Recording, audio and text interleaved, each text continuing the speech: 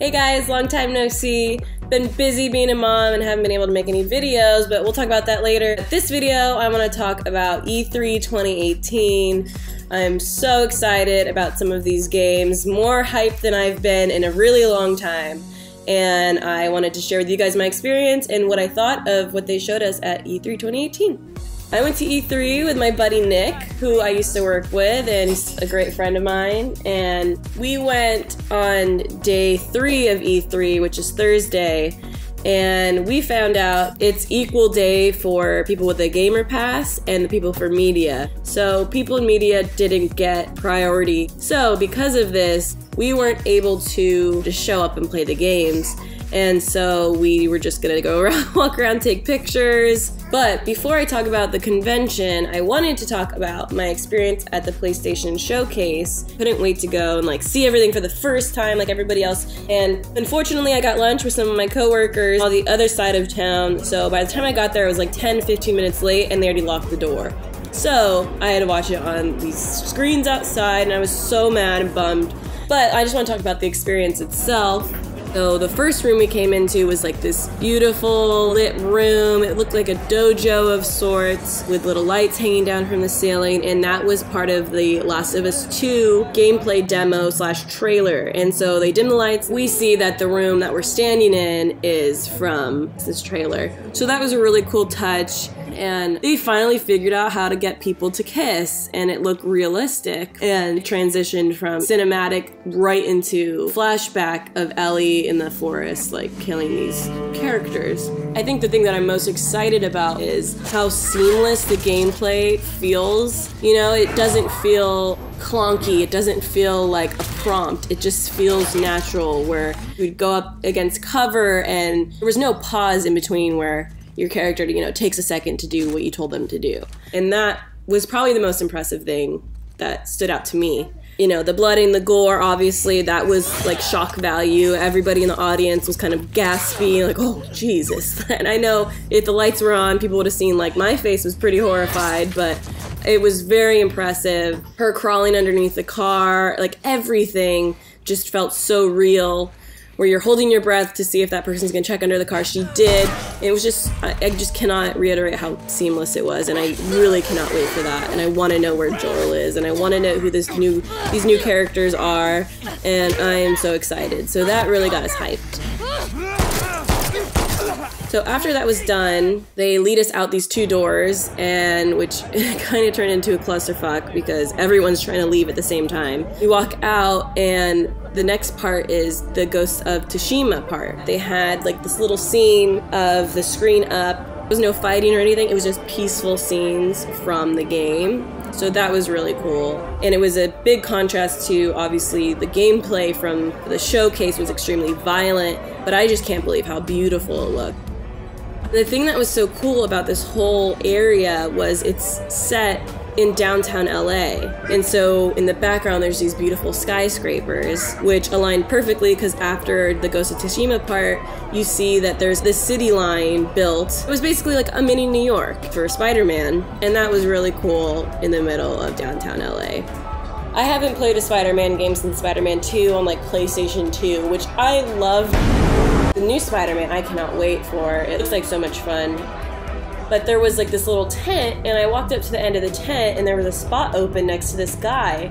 And so in my mind, I was like, oh, I could play right now. But for some reason, I was like, no, I'm just gonna film a little bit more, and then, maybe I'll come back. And as I walked around the side, there's a huge line for Spider-Man. They had all kinds of people working that were street performers and statues that were real. That was a really cool touch. Obviously, the thing I was most excited for was the Death Stranding area. I don't think it's any surprise why I'm excited about that. And they had the Norman Reedus statue at real size, and you could walk up and take a picture with him. And it looked fantastic. You had to take a double take and realize that it's not really Norman Reedus standing there. They even had the footprints in the floor. It was this big area with sand, and they were playing Low Roar, and it was just really cool. And as I was standing in line, I noticed Yoji Shinkawa was standing there, taking pictures of the whole set and the scene and people taking pictures with Norman Reedus. I looked at him and I was like, I know this guy. And I couldn't figure out like how I knew him, And so he was standing right next to me, and I was like, hey, you work with Kojima, right? And he like nodded his head yes, and then I was like, yeah, it's awesome. I was just like an idiot, like standing there. And then he walked around and was like getting stuff from other angles, and other fans had noticed like who he was and were taking pictures with him, and I was just like, oh crap, like I should have said something better, you know, or gotten a photo with him, but it is what it is. So obviously, you know, the Death Stranding booth takes me to the Death Stranding trailer. I know people are like having a lot of mixed reactions to it, because it didn't explain anything, and after 2 years, 2 or 3 years of E3, you know, people I think were looking for a little bit more of an explanation as to what the hell's going on, and we didn't get that. And to me, I'm not upset by that at all, because it's Kojima, and if you know him, you know that's his style, and he doesn't want to tell you anything. I mean, look at Metal Gear Solid 2. Everyone came into that game expecting to play as Solid Snake, and you only play as Solid Snake for the first, like, hour. But essentially, the trailer was gameplay, which everyone wanted to see, but it wasn't the gameplay expected. It was, as Kojima called it, a silent trailer, which means there was no violence. People are calling it, you know, delivery package simulator, because it's just him transporting these boxes. It looks like a horror game, which I'm stoked about because I couldn't wait for Silent Hills to come out. So I think there's gonna definitely be like a horror factor in this game. My status is fucked. I think what's really interesting is what Kojima said about when you die, you know, obviously you respawn in games, but this one, the more you die, the more it has an effect on things around you. Like in the trailer it said, if he dies, you're obviously going to be back, but there's going to be a crater in your place. So this is going to be a game where you dying really has an effect on the environment, and your outcome is the baby Norman Reedus. We were introduced to the 2 female characters, still don't know what the hell they're about. People are trying to decode her necklace, because Kojima is crazy. Like, you can't not expect something like that out of him. Oh, yeah? And we just don't really know much about it, but it looks fantastic, it looks gorgeous. And if it's anything like Metal Gear Solid 5, the gameplay is going to be amazing. Like, I can't wait. I know we got a ways to go. We still don't have a date, but I'm excited. But that was pretty much it for the showcase. I wasn't going to stand in line forever and play, you know, I just didn't want to do that.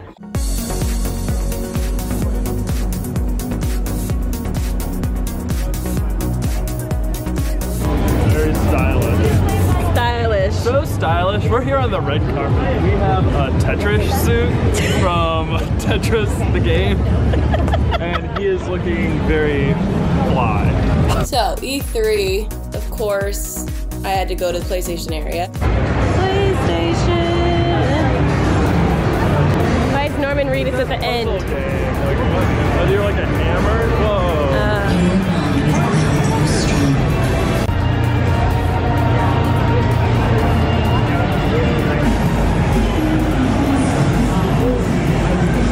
And PlayStation was right next to Nintendo, and everyone obviously wanted to play Smash. So they had all kinds of stuff from the games over there, including Bayonetta and Mario, Zelda, and that was pretty cool to see. It's a video! It's a video, Nick!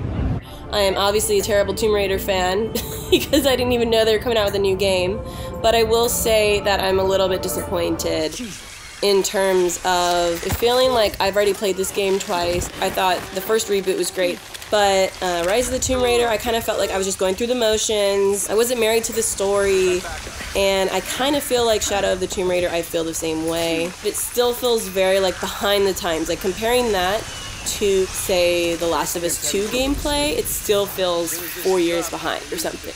And, you know, trying to stop the Mayan apocalypse, which is something I feel like I should care about, but it's really not. I miss her being in environments that aren't just jungle and aren't just tombs, but I miss her being in like industrial areas, and I just want to see something different. I don't want to see me in a tree shooting at bow and arrow again. We've done that past 2 games, and it's worked, but you know, the last one, I don't know. That's my thought on it. The next area that I was really excited to go to was obviously Bethesda. I'm a huge Fallout fan, so with the announcement of Fallout 76, I was freaking like, oh, we need to go to Bethesda. Like, there were a ton of people walking around with Vault Boy masks, and the whole theme was Reclamation Day, and they had like a little mini vault there, and there was like a party inside, and people were like blowing little blowers.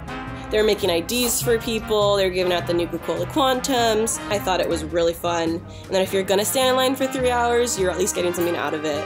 And it's pretty clever the way that they did that. The line was like 3.5 hours at that point, and we were gonna meet people for lunch, so we weren't able to go. So instead we just checked out all the figurines and just kind of fangirled. Fallout 76 and Death Stranding are just neck and neck with my excitement level, my hype level. Just like everybody else, when I first heard that the next Fallout was gonna be an online game, I was like, no. But after watching the trailer, watching the gameplay, and seeing the Bethesda showcase, I definitely got hyped up about it. I was just thinking about like my crew in Grand Theft Auto, how much fun that would be to have in Fallout, you know, and be able to not just have like a non-playable character as your companion, but an actual real person, and you can strategize and talk to each other. That's pretty cool. Another thing that I'm really excited about is the thought of being able to build everywhere. I know some people didn't enjoy building on settlements and things, but I really love that part. So the fact that you can build anywhere, that's really exciting. The capability of nuking each other, I was like, that's gonna suck because it's gonna be too easy and people are just gonna be blowing themselves up all the time, until they like got through and they showed in detail what that entails, that you have to get all the codes, and that it seems a lot harder than we thought. Also, what I like is the fact that there's only going to be 12 people in that giant open world, because I didn't want there to be a ton of people around and just kind of kill the vibe of the wasteland. The wasteland is the wasteland because there aren't a lot of people. So that is really cool because you're not going to be running into each other all the time unless you know each other, and I'm sure that's when you can like link up and decide where to meet and things like that. It looks like fun. It's only 25 years after the bombs fell, which is completely different. I'm very curious to see the storyline with that because it's so soon after the bombs fell that I feel like the story will probably have a lot to do with rebuilding society and dealing with the immediate fallout. I'm really excited. I am so hyped up. I cannot believe it's coming out in November already. I'm totally gonna end up buying the Power Armor Edition. I know it's stupidly $200, but you get a lot.